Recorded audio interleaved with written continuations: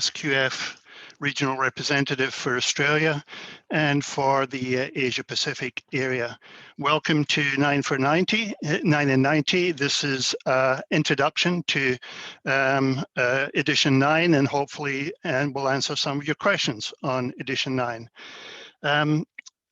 I would ask, we're expecting quite a few. I see we've got 63 participants registered already, and we've had, well over 250 who have indicated their willingness to participate in this. So if you could please keep off camera. I know I'm on camera, I'm on video just now, but I'll cut that off as soon as we've been through the introductions. And I'll also get Ronnie Gurung to introduce herself on camera, but then we'll take our cameras off. Please also stay on mute, and if you do have any questions, hopefully you do, can you please chat them in so that we can answer the chats. I do need to, unfortunately, just go through very quickly, just touch on the antitrust statement, which basically means that we do not allow in any of the FMI, SQFI meetings to have any anti-competitive sentiment or discussion. So anytime you feel that is happening, please let us know, and we will do the same. We'll try to avoid that. We do have a presentation to go through. And I should let you know who is on the call with me today. We do have a presentation to go through. It's not covering all the changes in edition 9. It's just covering some of the basics and where to find the resources. Joining me in this presentation will be Ronnie Gurung, who is an SQF registered trainer. She might be familiar to many of you. She's based here in Sydney in Australia. She works for a couple of the certification bodies as a trainer. And has got a lot of experience, both from her time in India and here in Australia, in food safety management and in the GFSI codes, including SQF. So I'll get Ronnie to introduce herself in a moment. You will also probably not hear from Umi, but Umi's in the background. She'll be raising the poll questions and just helping us with the technical background. Umi is the SQFI Customer Service Representative here in Australia, again, based in Sydney.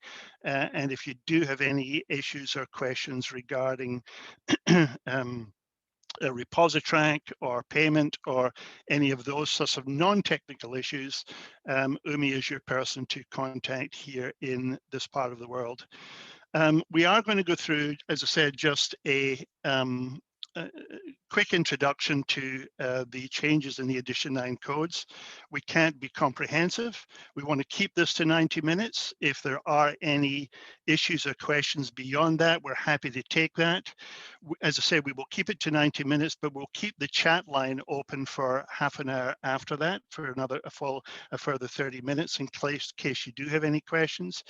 Any questions that Ronnie and I can't answer, we will take on board and we will get back to you on them. And of course, this is not the only opportunity to ask about edition 9. You can contact myself or Ronnie or Rumi at any time, or the SQF technical team in the US or customer service team in the US, who will be happy to answer your questions. So look, firstly, I want to say edition 9 is not big and scary. There are a few changes and you need to be aware of those changes and how they impact you, but there are not major or substantial changes in the code. As I said, we will cut it off at 30 minutes, but we'll leave the chat line open. And I will now hand over the microphone to Ronnie and ask her to introduce herself and to take you through the next few slides. Ronnie? Thank you, Bill, and good afternoon, everyone. So I'll be taking you through a few slides, and then I'll hand over to Bill, as I'm sure all of you want to hear the core changes coming from the horse's mouth. So I'll be taking you through the structural changes to the standard, and I'll also be monitoring the chat box to see if there are any specific questions that we can answer today. Otherwise, as Bill mentioned, we will take those questions on board and answer them at another time. Now, Ronnie, I can see I did forget there is a poll, yes. Sorry, Ronnie, I did forget the poll questions, didn't I? I'll leave that to you. So there is a poll in progress, and if you have, if you can just submit your poll, your answer, that'll be great.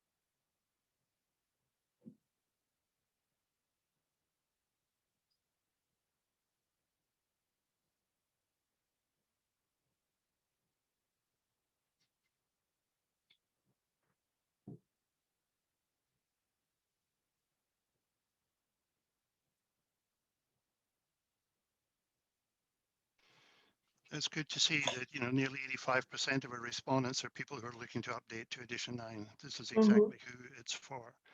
Anyone who's inquiring about SQF certification or currently undertaking initial certification, we'd be happy to talk to you later about any of your questions or issues.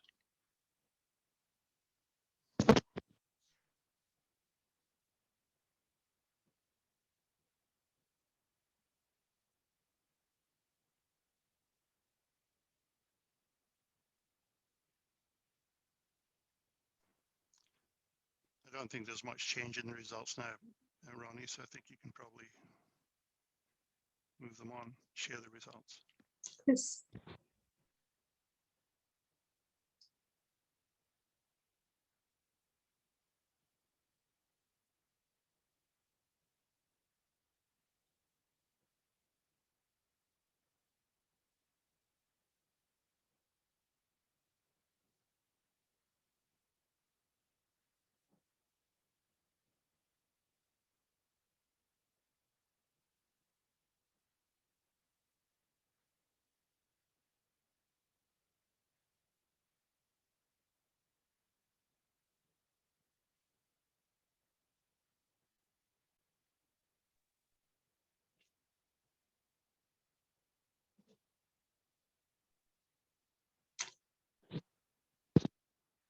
I think it's Umi is about to share the results.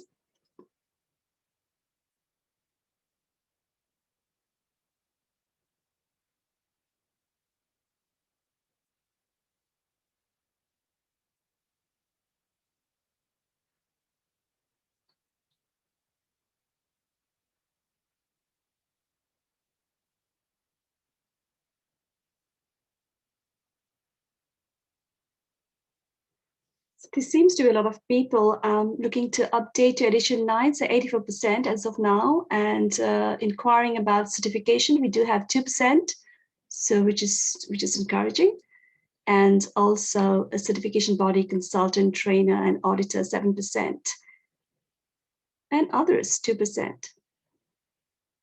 All right, Umi, is that the result? Would you like to then stop sharing the poll results?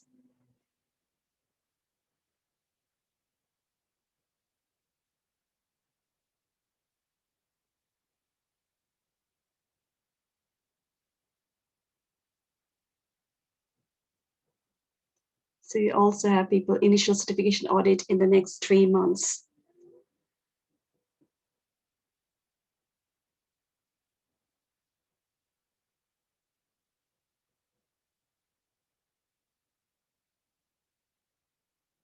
Great.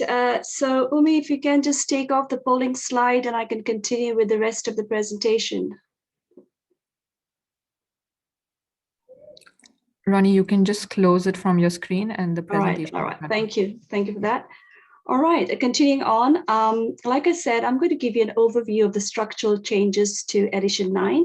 And as you can see from this slide, this presents the new look of edition 9.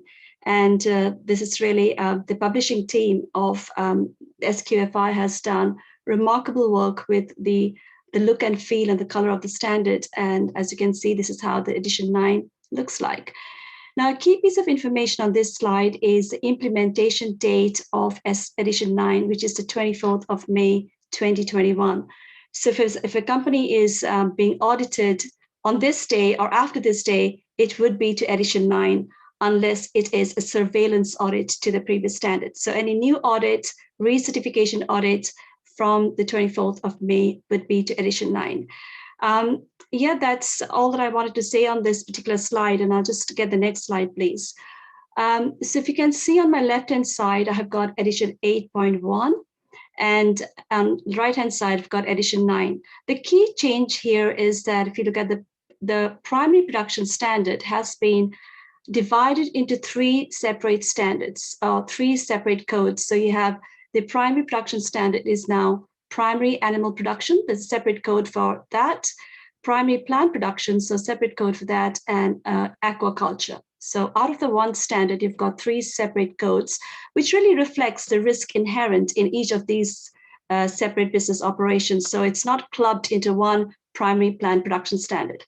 So I'll talk about the food sector categories in a minute in another slide. But just coming to the manufacturing code, you have the SQF code for food for manufacturing under edition 8.1, and that's now divided into 5 different codes. So if you look at, you've got animal product manufacturing, food manufacturing, dietary supplements, pet food, animal feed. So there are 5 separate manufacturing codes out of the one manufacturing code. The dietary supplement is a completely new code, and this is really to factor in. Could be one area which was very silent in terms of there not being a separate code to dietary supplements. And in some countries, there's no regulatory requirements around dietary supplements. And this sort of closes that gap in terms of how to manage risk associated with dietary supplements. The separate, completely new code for dietary supplements there. And then you've got the 5 different codes. I have worked extensively with the manufacturing code, I must say. And what I find is looking at the new code, it's very streamlined. It's much easier to navigate from your part A to part B to the GMP element. So it's just all in one code. When you're looking at food manufacturing, you've got a part A systems element, and straight after that, you've got the GMP module 11. You don't have to leaf through the various pages to get to actual GMP module 11. So it's much more streamlined, much leaner. What has also happened here is that across all the codes, the number of sections have been reduced, and I believe it's been reduced by about 34%, and the number of elements have been reduced by 15%, without really compromising the integrity of the standard or the integrity of any of the requirements. And I remember from looking through the food manufacturing code, there was a number of elements which talks about which mentioned verification and validation. Now, all of those requirements have been consolidated under verification and validation. So that's very, very streamlined. So it's a really much easier standard to navigate and basically read through the standard. It's much easier to read as well. The sentence constructions have changed without really, again, compromising on the requirement or impacting on the meaning of the clause. So that has been a tremendous amount of effort and work put in by the SQFI team to bring about that change. So I think it's really, really great. So that's what I think I highly encourage those of you who were familiar with edition 8.1, each of these codes, to look through these codes, because there's been a lot of change. There has been a lot of structural and the changes in sentences and construction of sentences. The definitions have undergone some changes. If you look at the definition of HACCP training, you'll find that the definition actually is slightly reworded. So definitely have a look at the definitions, because there's been some of the restructures in those definitions.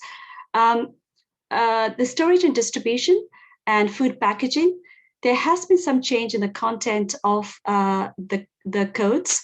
The food sector categories 26 and 27 are still relevant to this particular code, and they are standalone. There was one storage and distribution, and there's one food packaging. There still remained one, but there's been some changes in the content of these codes. Then you had the quality code, which was a great add-on to the food safety code. So if a company was certified to food safety code, they could add on the quality code to that certification process under edition 8.1. Now, a key change under edition 9 is that the quality code can be added on to any GFSI recognized scheme. So if you have a supplier that's certified to FSSC 22000, they can also be certified to the quality code. They can add on the quality code, the SQF quality code. And also non-GFSI standards. So if a company is certified to ISO 22000, which is non-GFSI, they can add on the quality code as well. So it is relevant for any food safety certification scheme, GFSI or non-GFSI recognized scheme. So that's been a key change in edition 9. So the other standards, which were the base standards, you had food safety code for fundamentals, which hasn't really changed whatsoever, and food retail and food service. So the content hasn't changed from edition 8.1 to edition 9. So food retail, food service, fundamentals, these codes are still in the process. They probably are going to be looked at a later stage, but right now there's been no changes to this code.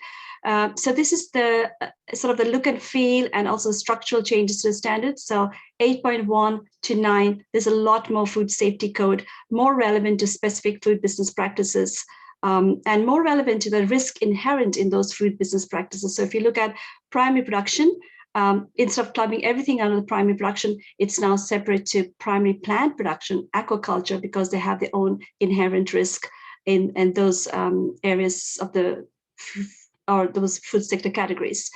Could I just have the next slide, please, Bill? So the food safety code for primary animal production, the food sector category that's applicable for that is the production, capture, and livestock and game animals. The food safety code for primary plant production, the key change here is a new food sector category has been introduced here. So it's food sector category 2 is completely new to primary plant production, which is indoor growing, harvesting of fresh produce and sprouted seeds. So that's a new food sector category. Then you also have food sector category 4, which has actually been moved from food manufacturing code to the primary plant production code. There's fresh produce and nut pack house operations. So in the previous 8.1, if you were food sector category 4 and you're on a manufacturing code, your code would have changed to primary plant production. So it's really important to also have the discussion with your certification bodies and have a look at your food sector categories to see, has our food sector category changed and has our food safety code actually changed as well? So I think it's important to have the discussion and to revisit those food sector categories, which you have on Appendix 2 of the standard. So just have a revisit through those because there has been some revamping of those sentences and the business practices in the food sector category.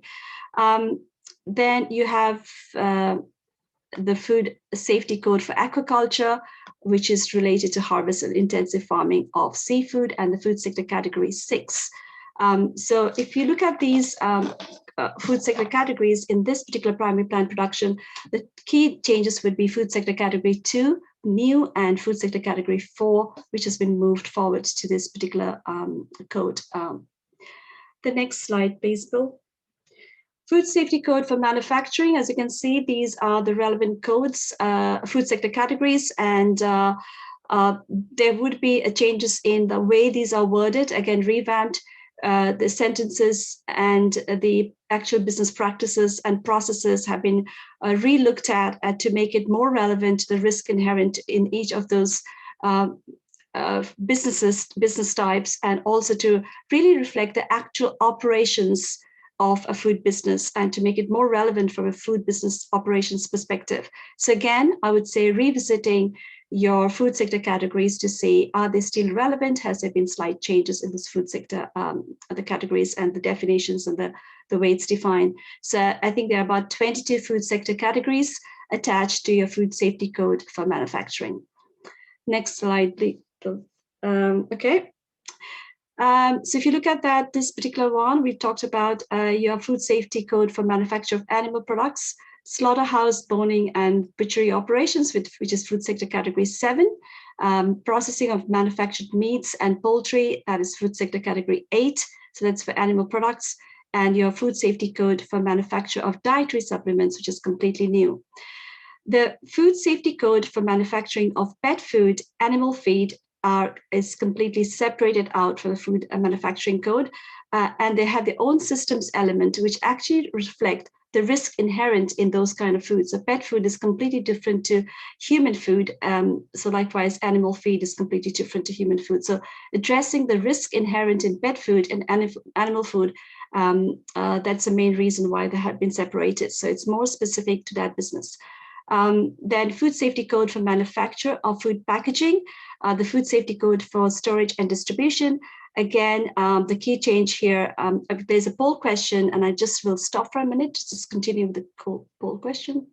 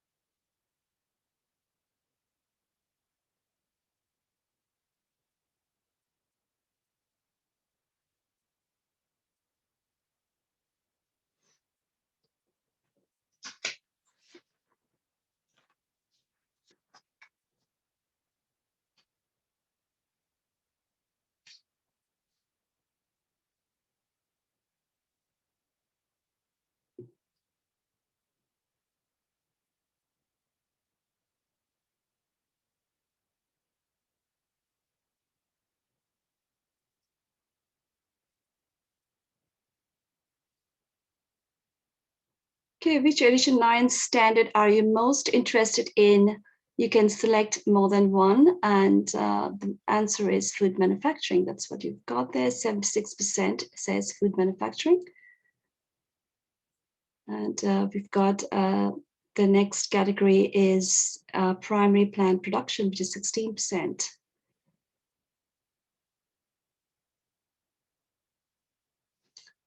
All right, if everybody has stopped seeing the poll results, Umi, can I stop the poll results now? I guess everybody has seen the answers. I've just ended it now. Okay, thank you. Since there's been some interest, just moving on. With the previous standard, if you look at the, just on the previous slide, the animal feed and pet feed, the food packaging and storage and distribution, one of the key things also to consider there is that some of these standards, food storage and distribution and pet food, food packaging and storage and distribution do require a HACCP-based, not completely a comprehensive, fully HACCP system.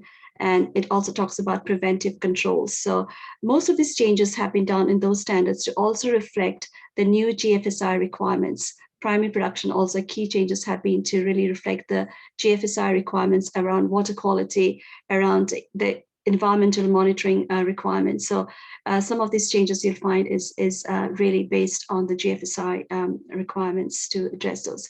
So just move on to the next slide, please. Now, the quality code, like as mentioned earlier, this is to really, the key changes I've already said that it is applicable to all GFSI recognized and non-GFSI recognized scheme. The content of the quality code hasn't gone through a massive change.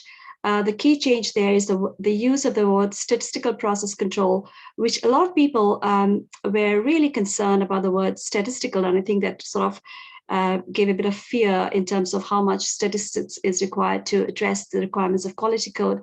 So it's more about process control and using any of the quality assessment, quality improvement tools to improve your business processes. So you can collect data, use any tools that you're familiar with, and that can demonstrate improvement in the process. So it's really about the focus is on more improvement and using some process control data. So any kind of tools can be used to do that. And I'm a big believer in the quality management system. So I think this is a great add-on to the food safety code. So if anyone hasn't yet seen the quality code, highly encourage you to have a look at the quality code. The next slide, please. Okay, there's another poll question.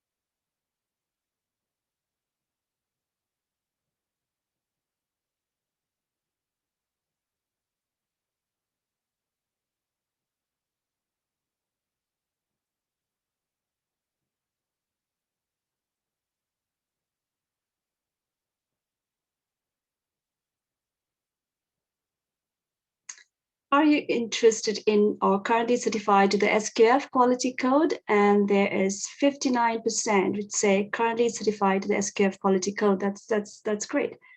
And 19% interested in the SQF quality code. All right. So that is, I think it's a great code. Quality systems are a good support to your food safety management system. So if you are looking at it, highly encourage you to have a look at the code. The next slide, please. Now I'm coming to the end of my part of the presentation. I'll take you through the resources. This is just to let you know that there's a lot of tools and that SQFI has pulled together to assist you with understanding the requirement of the standard. So you've got webinars, there's a raft of webinars on the SQFI website, and most of these webinars are free to download and view at your own time. You have checklist, you've got the code change documents, the numbering change documents, and you've got guidance documents, which are completely new. And I think they've been about a month, they've been uploaded onto the SQFI website. There's online training courses as well. And there are also training centers in Australia and across the world that can provide the SQF courses. So these training centers are being approved to deliver the virtual courses and also the face-to-face courses whenever we have face-to-face courses. And then there are consultants who have been approved by SQFI. So if you do use consultants, please ensure that they have been approved by SQFI to assist you in understanding the code change requirements and also to guide you through the code. Next slide, please.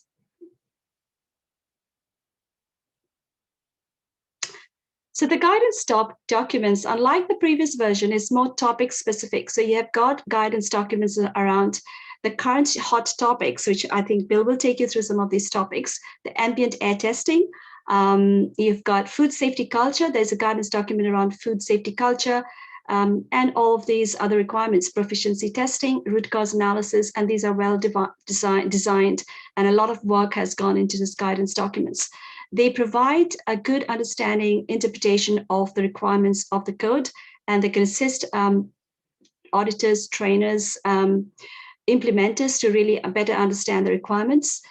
The guidance documents are not auditable documents, so the auditors, the implementers can use them to understand the requirements, but if there is a disconnect between the clause and the guidance documents, it's the clause, is a requirement of the code that prevails. So the code, the systems elements are auditable requirements, the GMP elements are auditable requirements, the guidance documents are just there to assist in better understanding and sort of unpack the requirements of those the clauses. So the guidance documents can be downloaded from the SQFI website, the resource tab. If you click on the resource tab, you'd find all the tip sheets and check the guidance documents. Next slide, please.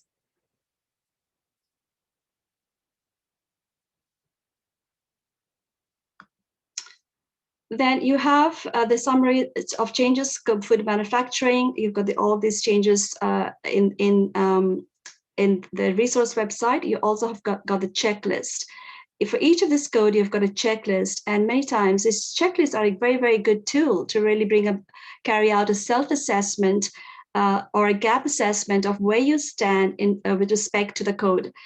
So I think if you're doing a comprehensive gap assessment of your site to the code, and to edition 9, you can use and download the checklist and use that as a gap assessment exercise.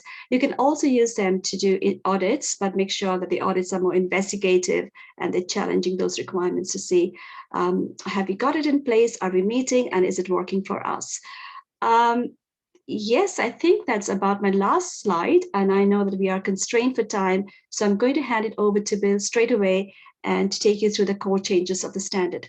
Thank you all. Thank you, Ronnie, and I hope you can all hear me. Am I still unmuted? That's good. Yes, Bill, can hear you. Before we get into the rest of it, there have been a few chats coming up already. Just to answer some of your chats. It is, by the way, we are recording this, and anyone who wants access to it later, you can certainly get access to it by contacting either Umi or myself.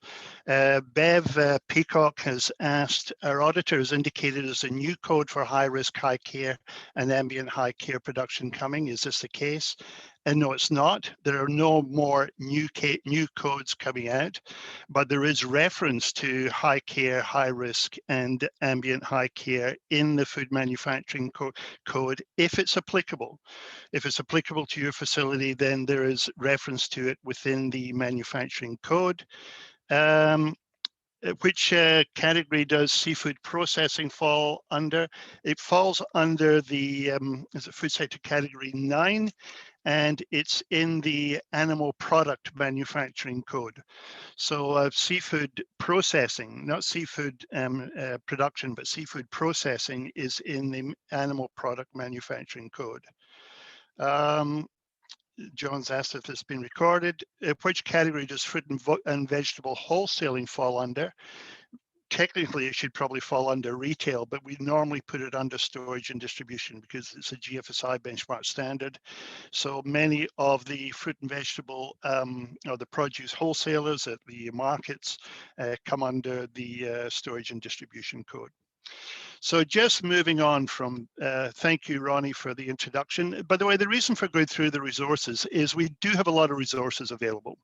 They're already there, they're already accessible, free downloads off the SQF website. The guidance documents are no longer, a guidance document for food manufacturing 2.1.1, 2.1.2.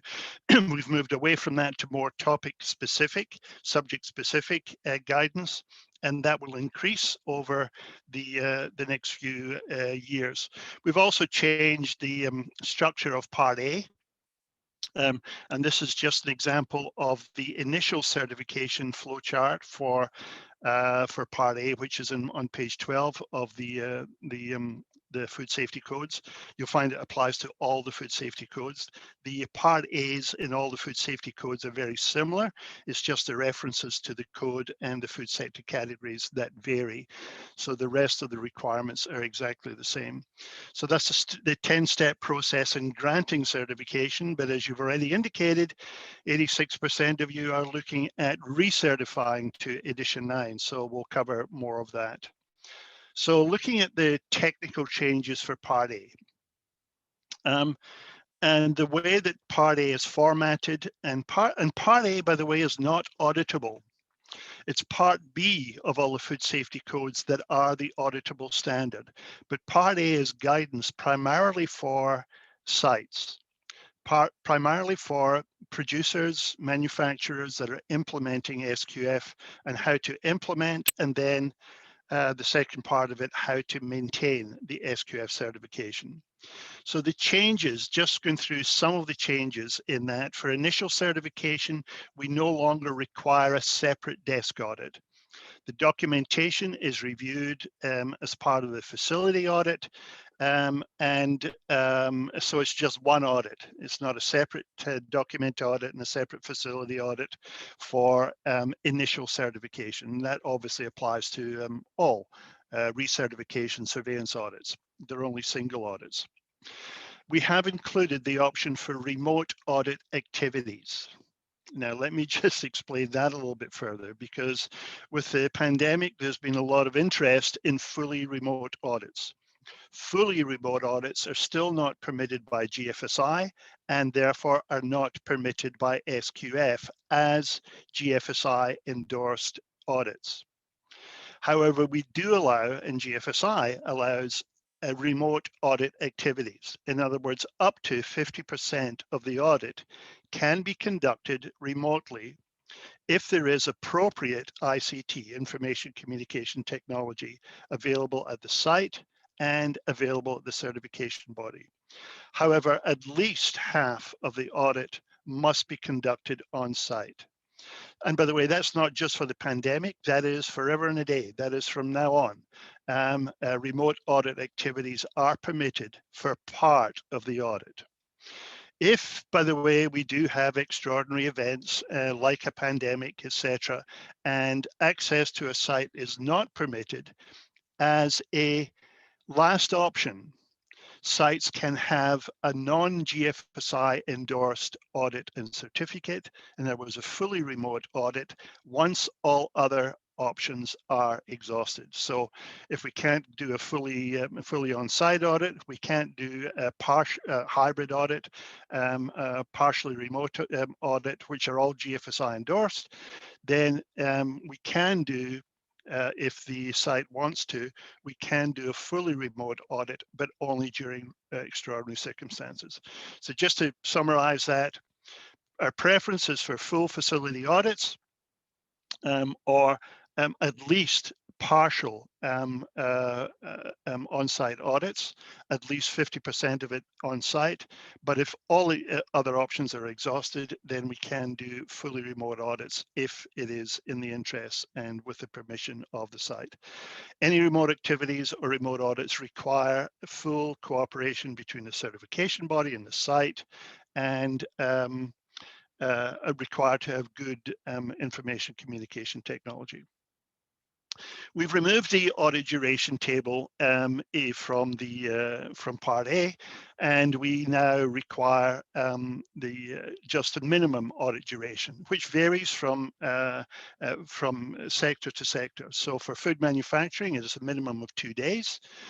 For primary production, it's a minimum of half a day. So you need to look at your particular code, but it is a minimum. We can't go under the minimum, but the audit duration itself is up to a negotiation between the certification body and the site, the facility, and is dependent on making sure that all system requirements are audited. We've changed the scoring system for major non-conformances from 10 points to 5 points. Because basically we don't get many major non-conformances raised. They're all minor non-conformances. It seems to be very much score driven in some cases. We believe that major non-conformances are necessary, not to criticize the sites, but to give them the opportunity for improving their operations. So we've reduced the differential between points for major non-conformances and minor non-conformances. They were 10 points before under 8.1, or they still are until May 24th, and they will be from edition 9 onwards 5 points. The requirement for an unannounced audit has been modified slightly to align with GFSI requirements. It's now, you might not notice any change. It is one unannounced audit every 3 years. Whereas previously it was 1 in every 3 certification cycles. And as you know, there has been a pause on unannounced audits up until the end of edition 8.1, but from May 24th onwards, we're back to requiring 1 unannounced audit every 3 years. And we've also clarified the activities when a site is suspended or fails an audit. Don't want to stress that because none of you ever fail audits, do you? But where a site is suspended, we've clarified what happens within the Part A of the code. Major changes in Part B of the code is the addition of food safety culture in the policy statement and its own requirement in element 2.1.1.2 of all the food safety codes. We've identified the need for a backup practitioner, I'll cover a little bit more of that in a moment. And we've clarified the oversight of contract manufacturers for high and low risk to identify where there are partial or full contract manufacturing off-site with contract manufacturers. Where it is high risk and low risk, we've clarified the requirements there. New requirements for product changeover and label reconciliation, and I'll cover more of that in a moment. Also, internal testing and sampling requirements, and also additional training requirements as it pertains to testing and sampling requirements. New requirements for ventilation and ambient air testing for high-risk processes. We've allowed for process control in storage and distribution and feed standards rather than full Codex HACCP, which again is allowed under GFSI. And also there's additional requirements for water testing in primary produce standards. Now, we're not going to cover all of those.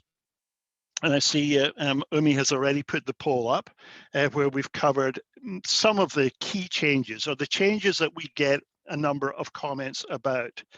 And we've asked you to indicate which one or more than one of those you are particularly interested in. Because I'm going to cover food safety culture seems to be getting the majority there. I'm going to cover some of them. I'm not going to cover all of them, but I don't want to take up all the time with presentations that not everyone is going to be interested in. We want to take the opportunity for questions. Right now, Ronnie is monitoring the chat line, the chat line while I'm talking to you, and then after we finish the presentation, we'll both go on the chat line and take your questions that way. But in terms of this particular, are we still going?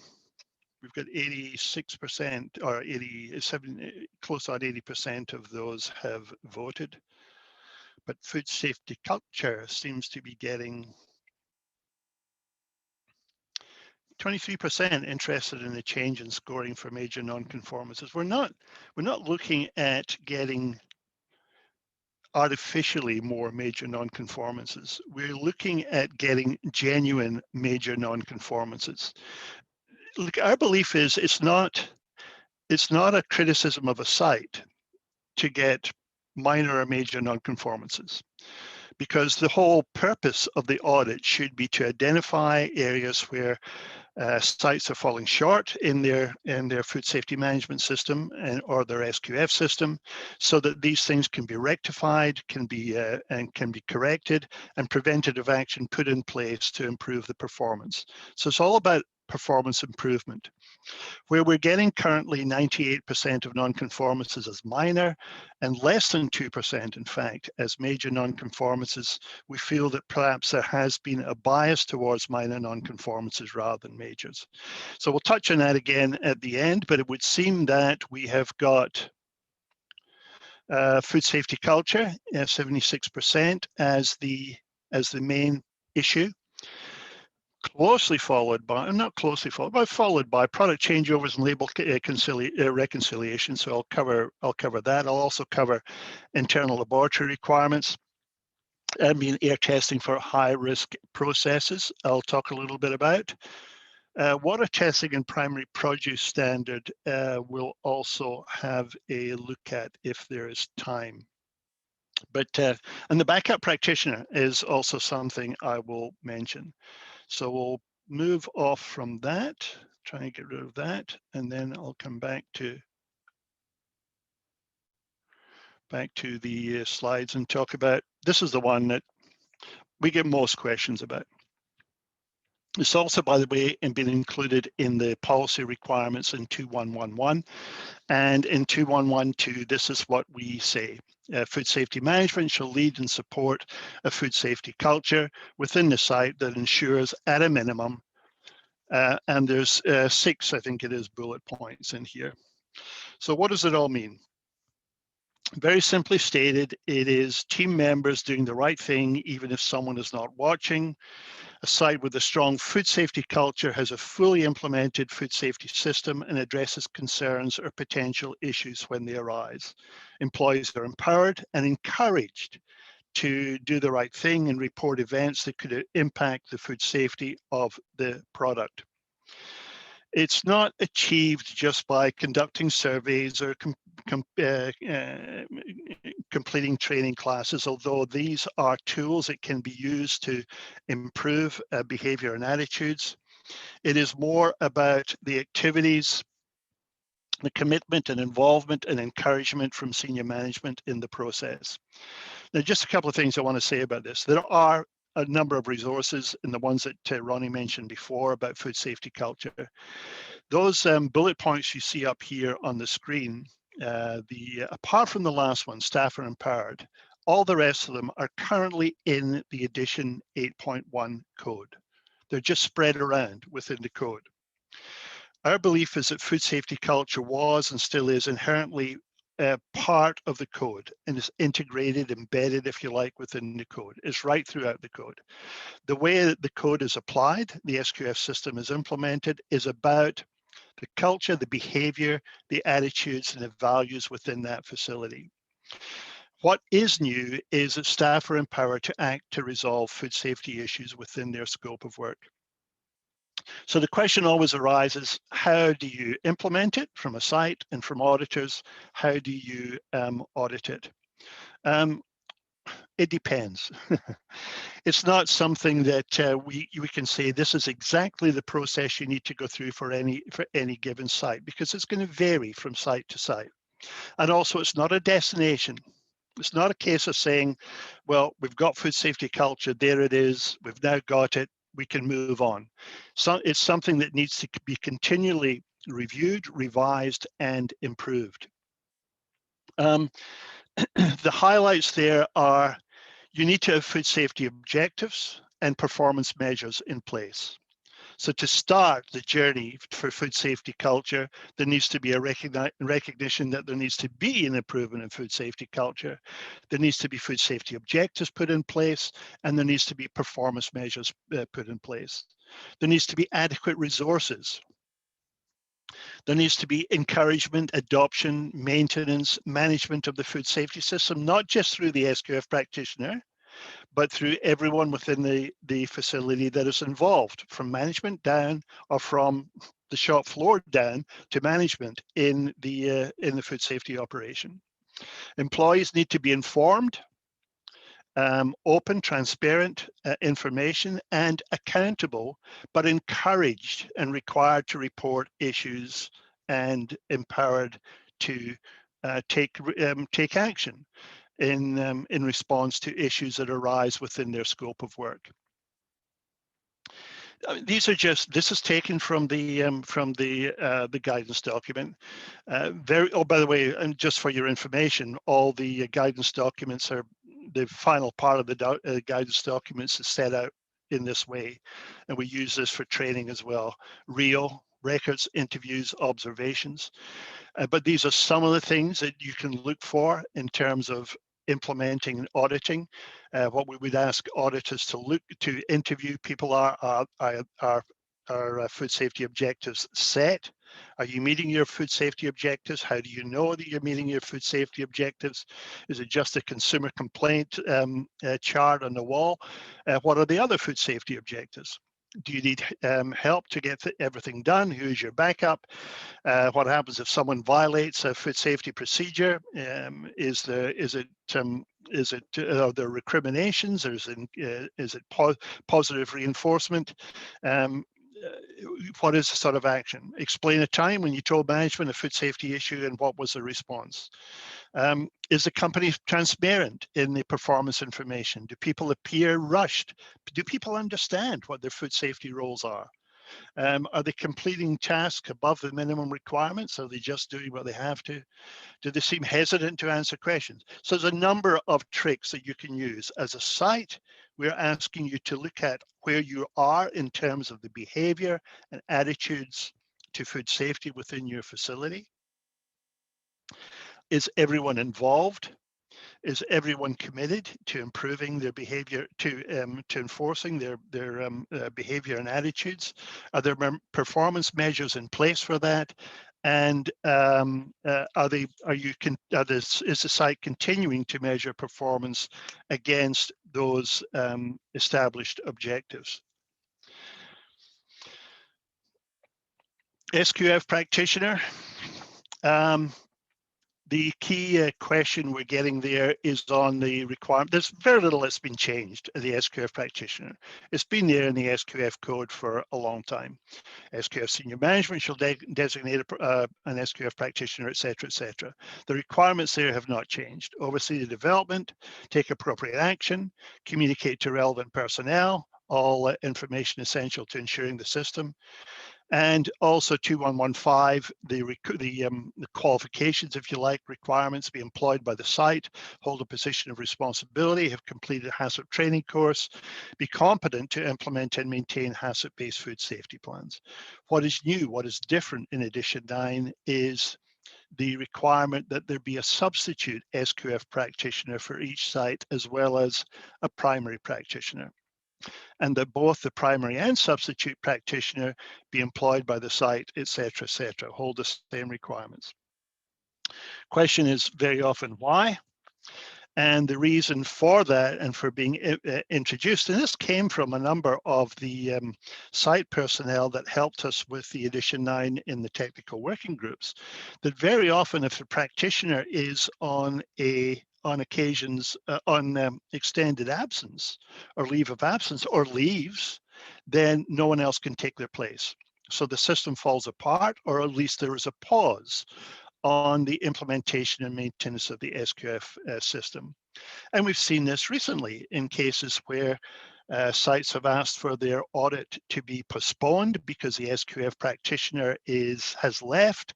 They're in the process of recruiting another SQF practitioner, but no one is managing the system. And to me, that is a fault in the system, in that it shouldn't be dependent on the SQF practitioner.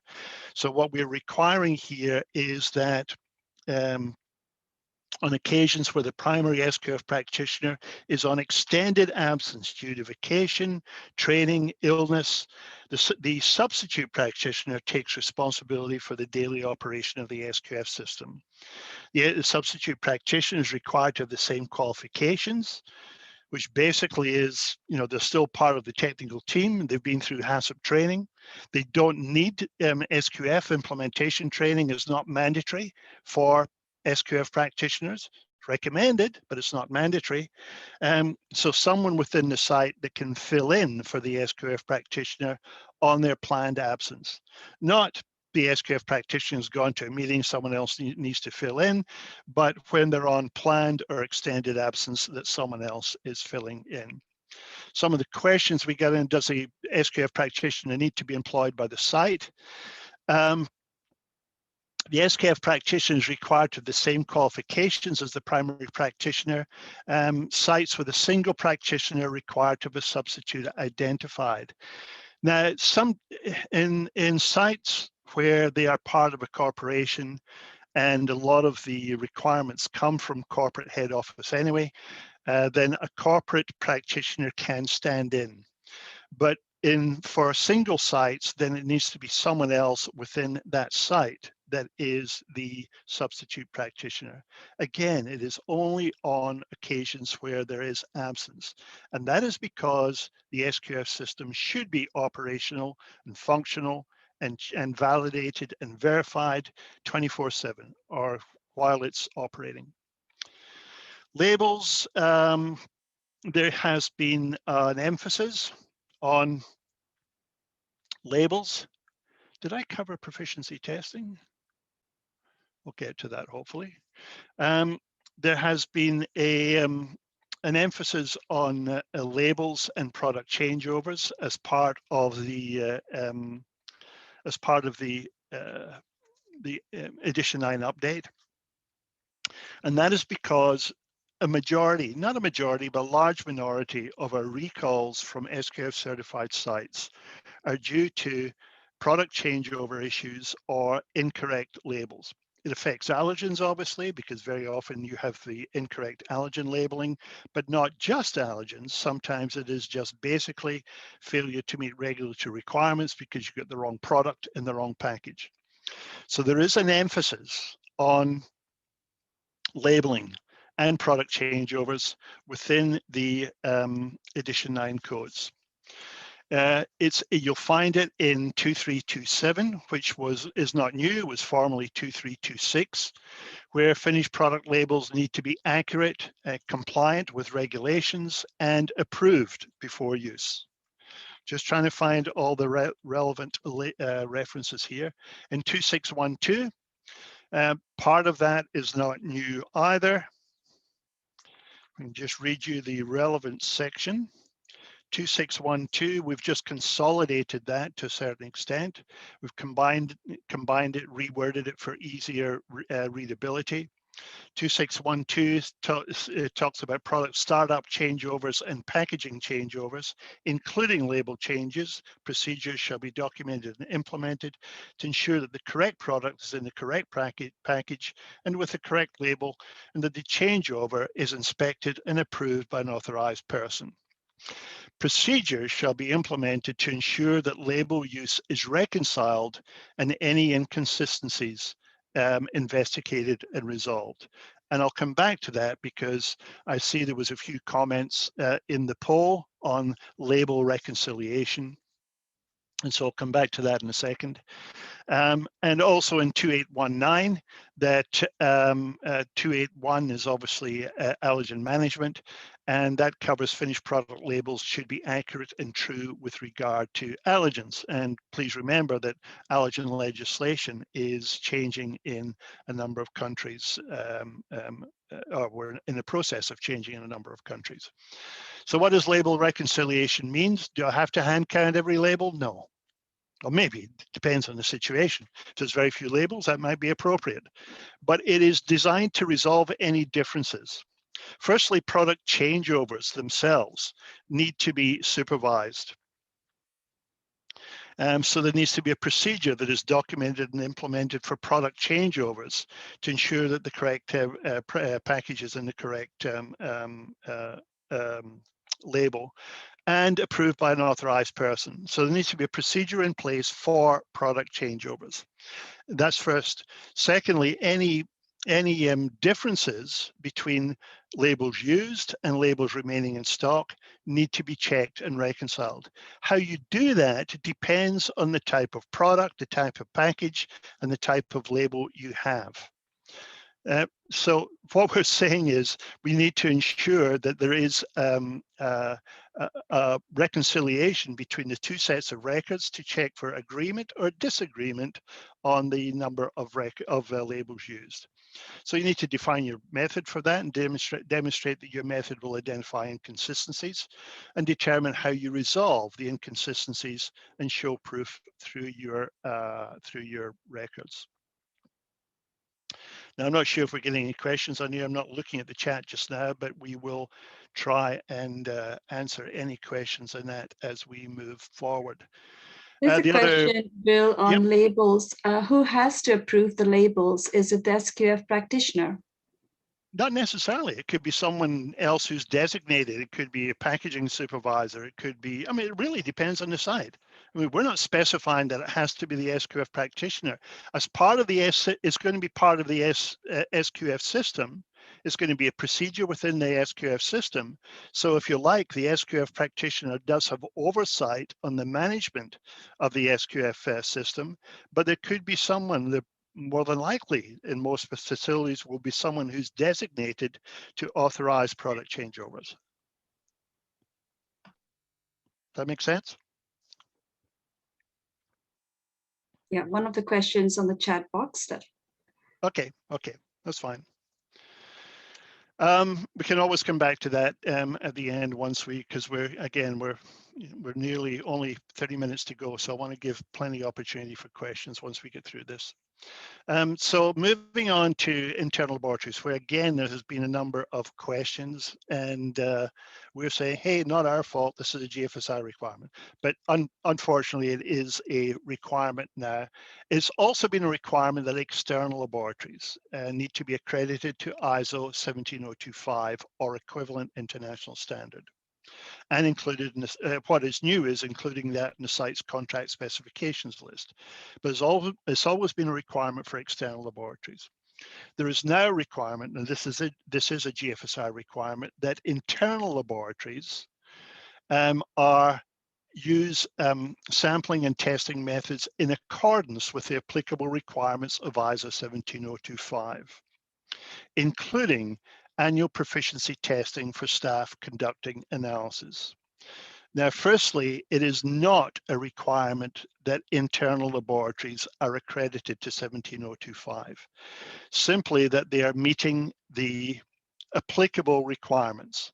And what we consider the applicable requirements is that the internal laboratory has good laboratory practices, including procedures documented, test methods are documented, training records are kept, sampling plans are kept, and that they're following methods, approved test methods within that laboratory. The other thing that is a requirement now, though, is annual proficiency testing for staff conducting testing and analysis in internal laboratories. Now, this isn't the QC station just off the line where you're testing for net weights and maybe doing a pH or whatever. It's where you're doing chemical or microbiological analysis in a site-approved internal laboratory. So it does require those that are involved in testing and analysis going through proficiency testing.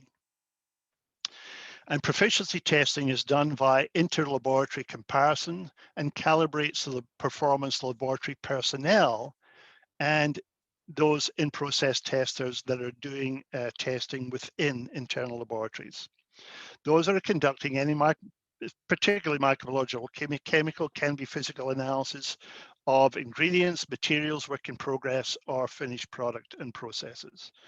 Proficiency testing is not just training. Training might come as a result of proficiency testing, but it is not in itself training. It's not in itself interlaboratory comparison of results.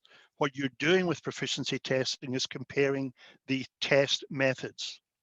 So the way that people are conducting those tests is what is compared with the external laboratories.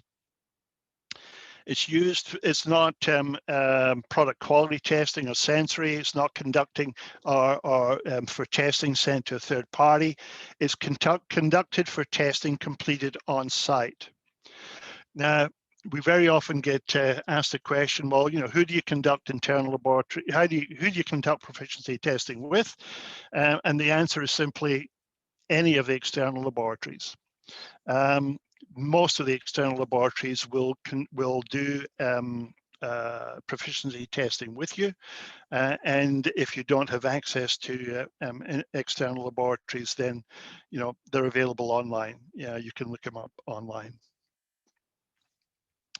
So does your internal lab need to be accredited? It should be to ISO 17025. No.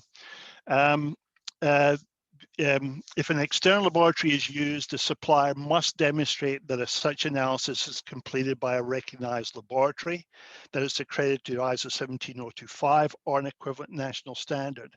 Make sure where you are getting testing done in an external laboratory that the testing is included in their accreditation. So it should indicate on the test results that those tests are included in their ISO 17025 accreditation. In-house sampling and testing is conducted for raw materials, finished products, etc. And the interpretation of the test result of the test methods needs to follow the applicable requirements of ISO 17025. So good laboratory practices, approved test methods, and proficiency testing of testers. Internal audits, and then we'll get on to questions, is just to cover that off, and then we'll get on to some of your questions. We've changed the numbering system. We haven't added anything into internal audits. They need to be audited as part of the SQF audit checklist or a similar tool. You need to cover the whole of the SQF system as part of your internal audits. There needs to be corrective action, preventive action required for deficiencies. There needs to be communication of audit results to all relevant personnel. Staff should be independent of the area being audited and trained and competent. And we also have included within the edition 9 a reference to site inspections rather than just internal audit. Oh, just hit the sneeze button there, so I hope I didn't lose you. It is in, where is it? It's in 2.5, isn't it? So in 2.5.4, internal audits and inspection, 2543, regular inspections of the site and equipment shall be planned and carried out to verify good manufacturing practices and facility and equipment maintenance. So we differentiate between internal audits, which are audits of the whole system, and regular daily inspections, which might just be hygiene or GMP inspections, which may be carried out on a daily or weekly basis, and should also be recorded and corrective and preventive actions taken and records kept. But internal audits need to cover the whole system. We're finding, I don't have the results here in front of me, we're finding that sites that have effective internal audit processes have much higher performance, much higher results in their external audits. Now that covers everything we've got here. But before I just want to see if we can get to the chat box and see what chats you've got that we need to answer.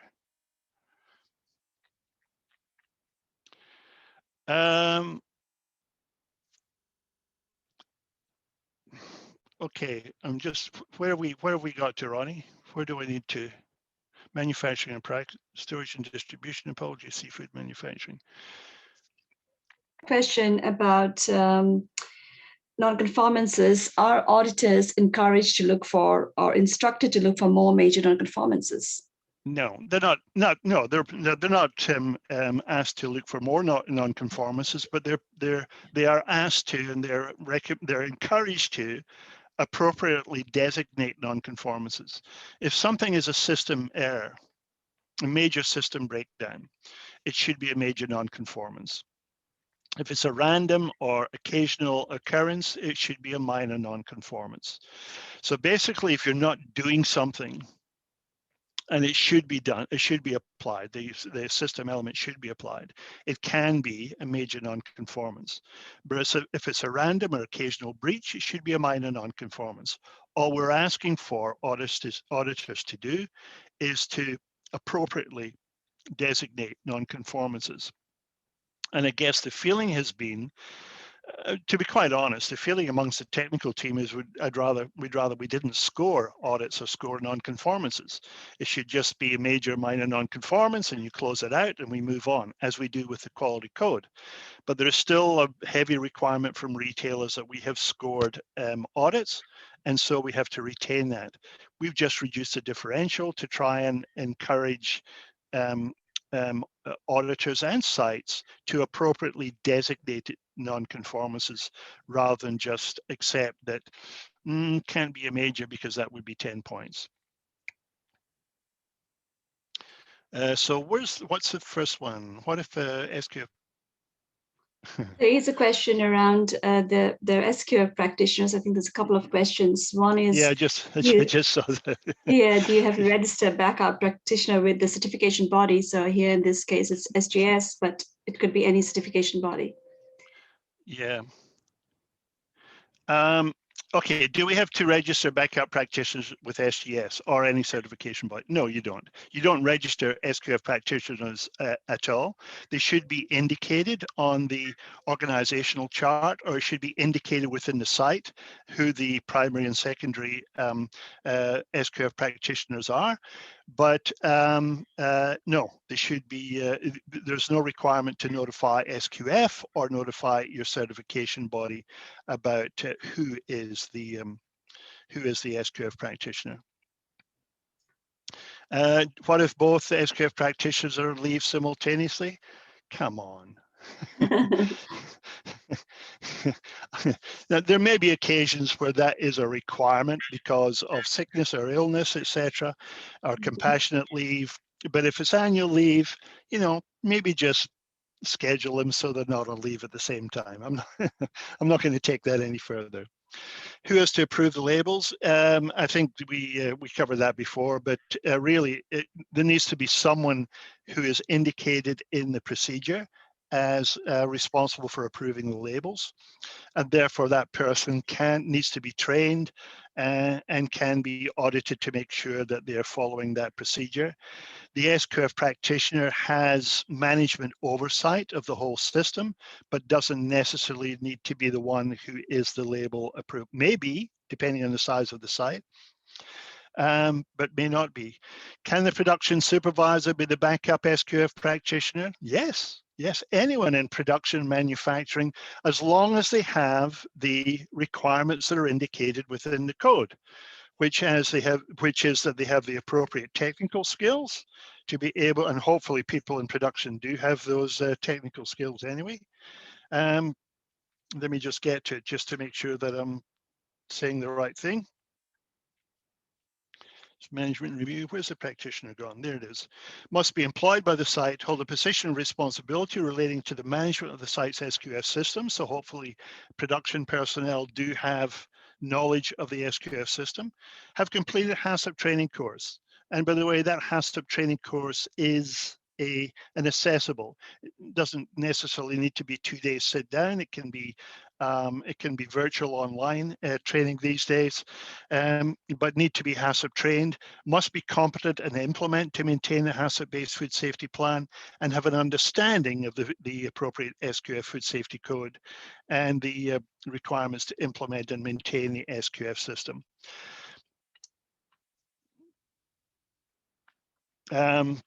So yes, no, the production supervisor, look, we do get a little bit concerned if it's someone from marketing or someone from admin who's an SQF practitioner, but anyone who's involved in manufacturing and production, or obviously in technical, should be able to qualify as an SQF practitioner.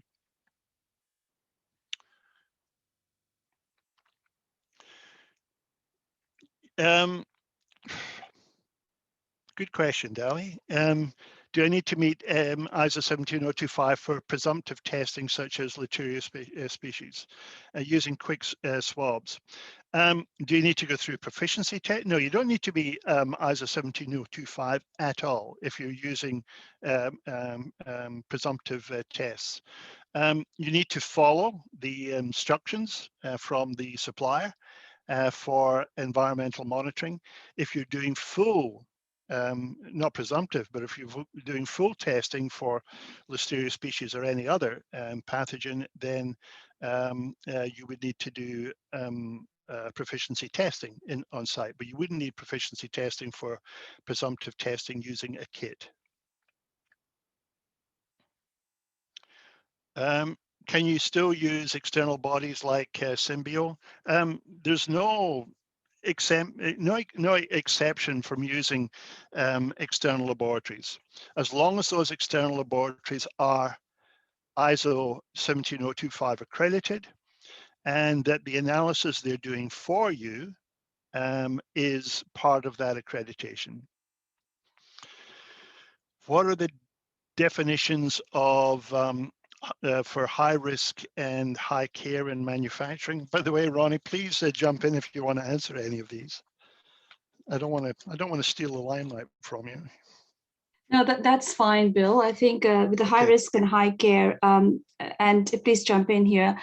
BRC, SQF has a clear definition of what's high risk, but doesn't really elaborate on the high care. So I'd just like you to maybe jump in here and talk about, because there is a clear requirement on high risk area and high risk product, and there's a definition of high risk and high risk area and high risk product in the glossary section, but it doesn't really talk about high care. So I think that's the question that it's sort of leading to. Some companies do have that segregation of high care and high risk. Yeah. So we don't use the term high care. We never have. We never have. We talk about high risk area, a segregated room or area where high risk food processes are performed and which require a higher level of hygienic practice to prevent contamination of high risk foods by pathogenic organisms. By the way, I'm just reading this from the glossary. Glossary on page 92, appendix 2 is the glossary of terms.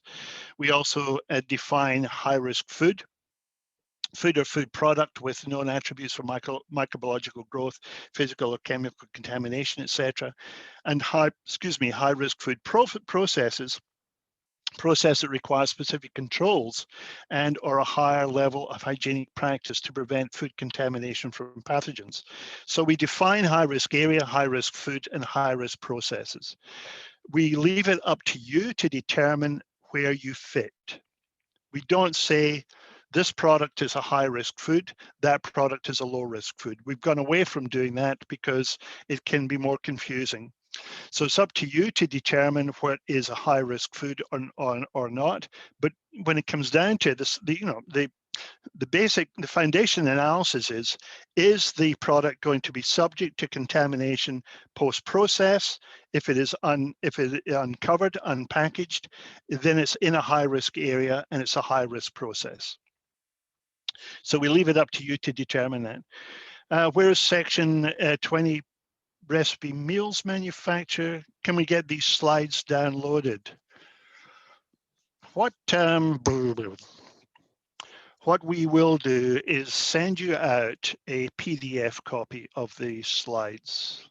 And we're also going to send you a copy of the chat. Let me back up a little bit. I'm not sure if we'll send you the slides. We will have the recording of this webinar available, so we will be able to send that out to anyone who requests it, and you can request it by contacting either Umi or myself. Can we get typical? Where's section 20, recipe meals?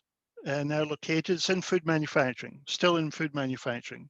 I'm not sure if I've missed it off the slide before, but it is definitely under the food manufacturing code.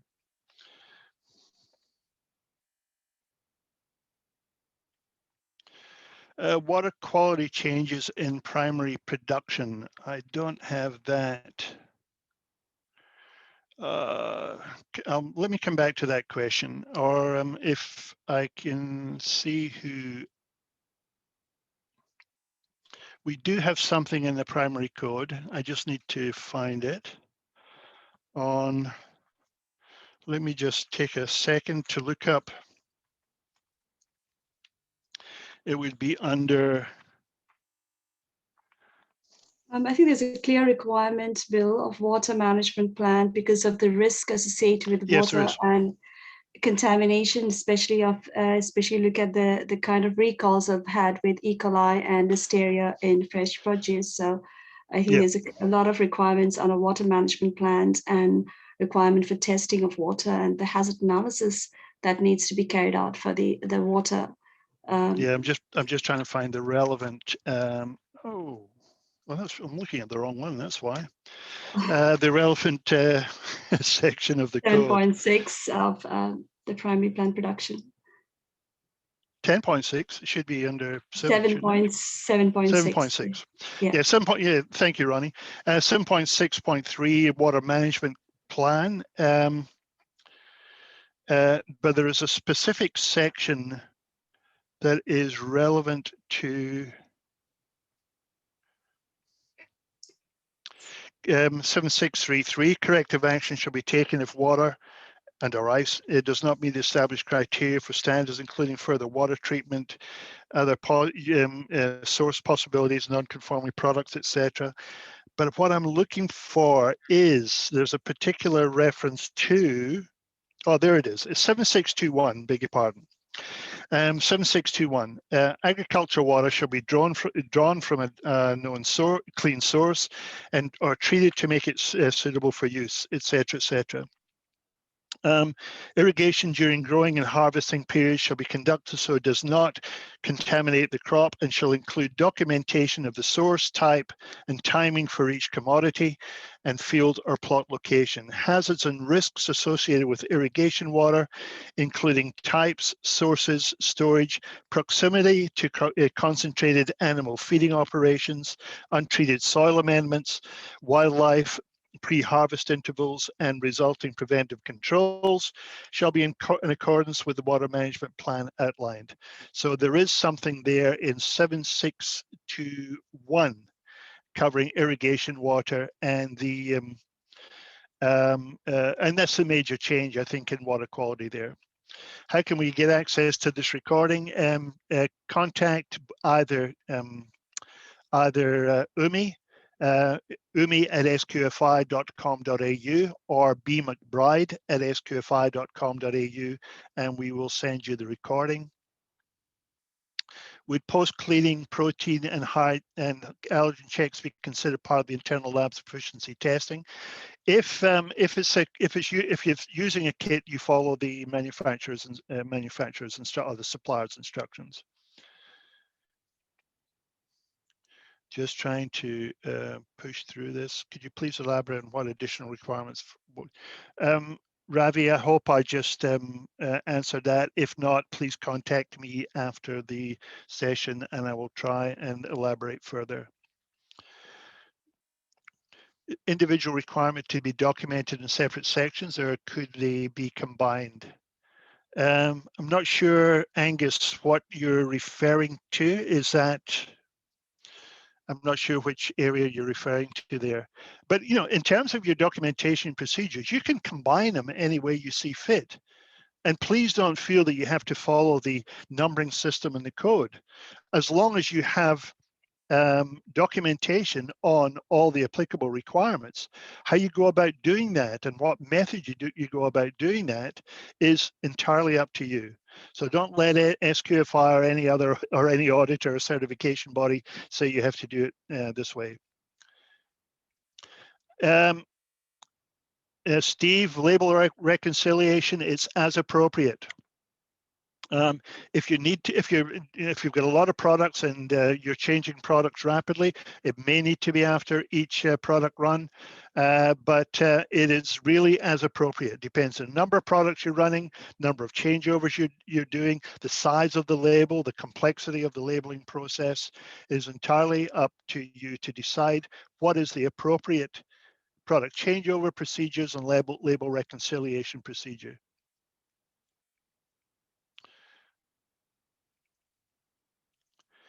If the unannounced audit needs to coincide with the production season, Wayne. We're asking for all audits for seasonal product, and there's seasonal product is referred to in Part A of the primary codes and the manufacturing code.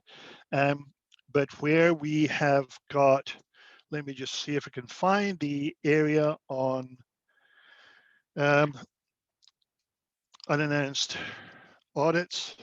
We refer in there to the fact that unannounced audits should be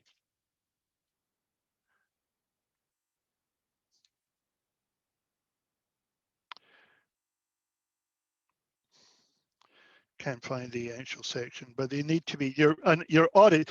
Unannounced audits need to be within your audit window, and your audit window should be within your season. So the reference to seasonal production you'll find in Part A of the code. Is internal audit conducted 100% remotely acceptable? You need to check with your auditor on that, because again, it depends on your situation. I would say No, because you can't cover all the requirements remotely. And I would say that they have to follow. We don't prescribe this in Part A, or in the code, but I would say that you can't cover all the requirements effectively in a 100% remote audit.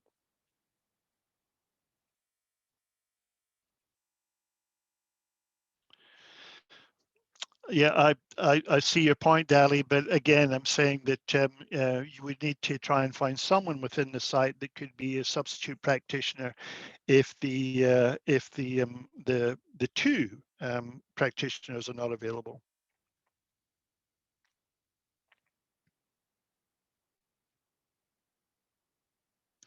May, if as I indicated before, if you want a recording of the webinar, please contact either Umi or myself, and we will arrange that for you. Calibration, that's a comment. Calibration certificates need to be NATA certified. My auditor mentioned the requirements of having a metal detector under version 9. We cover metal detectors. Well, I don't think there's anything new in there on metal detectors.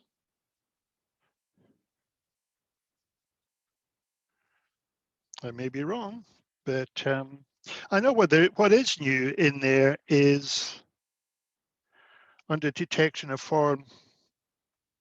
We talk about metal detectors or other physical contamination detection technologies shall be routinely monitored, validated, and verified for operational effectiveness.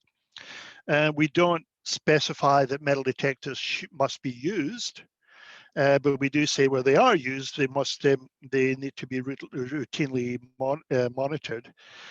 We also talk about the checking of sieves and filters on a regular basis to ensure that they are effective. The responsibility, methods, and frequency for monitoring, maintaining, calibrating, or using screens, sieves, filters, or other technologies to remove or detect foreign matter shall be documented or implemented.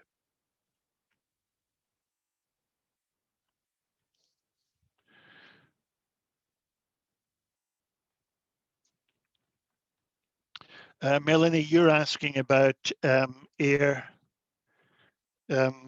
testing, ambient air testing, I think, where we are talking in 11712 about ambient air testing in high-risk facilities, only annual. And the method of air testing depends on the product, depends on the risk, and depends on the environmental risk. But it can be microbial air sampling, or it can be total suspended particulate matter, TSP, air testing. And we're only asking for this once a year, but that's in facilities with positive air pressure, where there is a risk, whether you're dealing with high-risk product, high-risk food, and there is a risk of microbial contamination. Metal detector requirements, where did I mention before? I don't know everything off by heart, unfortunately. Metal detectors are covered in 1174, referenced in 1174.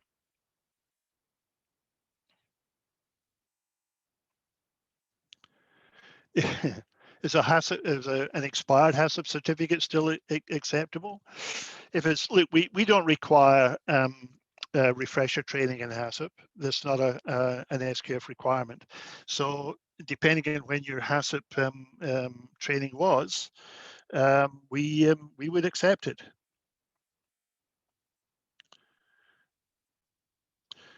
Umi, are you able to put up or put it into the chat the yours and my email addresses?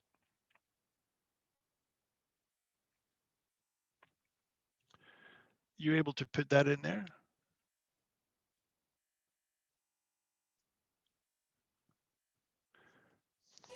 Sorry, Bill, which other email address do you need? Yours and mine. Yours and mine. I've put in mine, I'll put in yours as well. Or actually what I could do is go back to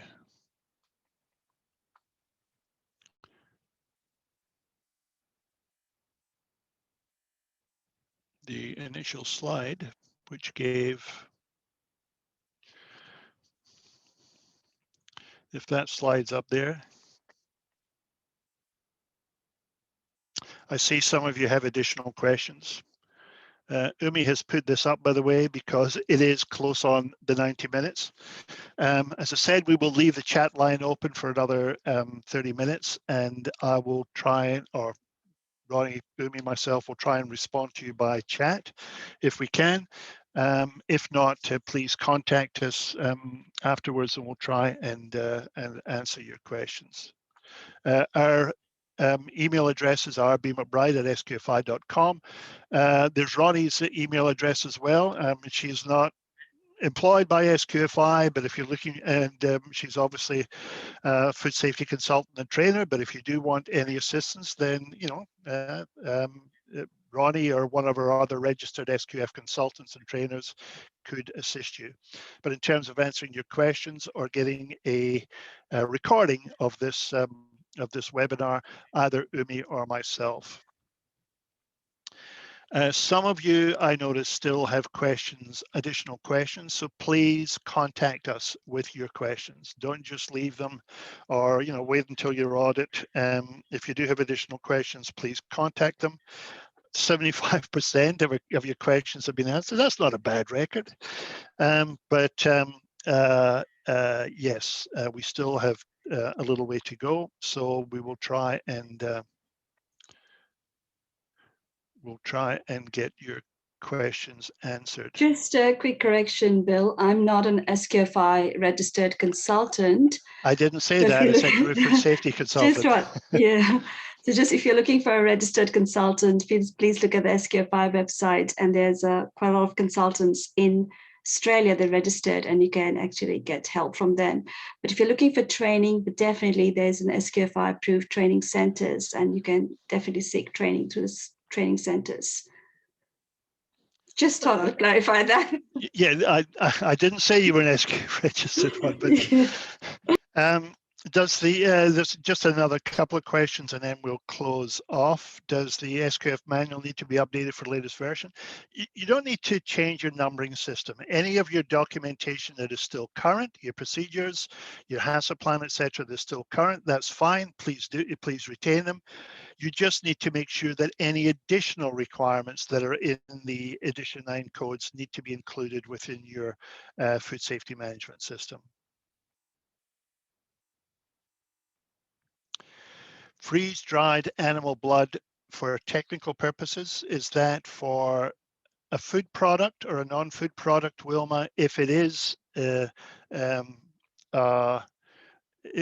for further processing in food products, it would certainly be under the animal product. In fact, in both cases, it would be under the animal product manufacturing code. So the food safety code for animal product manufacturing. Do you need to have a food safety culture procedure? No, you need to have food safety culture. You know, you can't sort of separate that out and say there's a food safety culture procedure. This is what we do.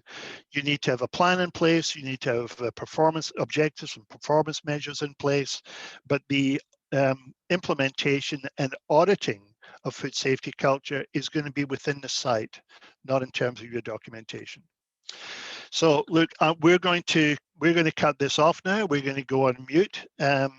We did say we'd try and keep you to 90 minutes. I've only got 3 minutes over, which isn't too bad. Thank you for your comments. Thank you for your questions. If you do have any other questions, please contact one of us and we will take them up. And if we haven't answered any of your questions, then please contact us and we'll try and answer them. So thank you for your participation, and Ronnie, thank you for your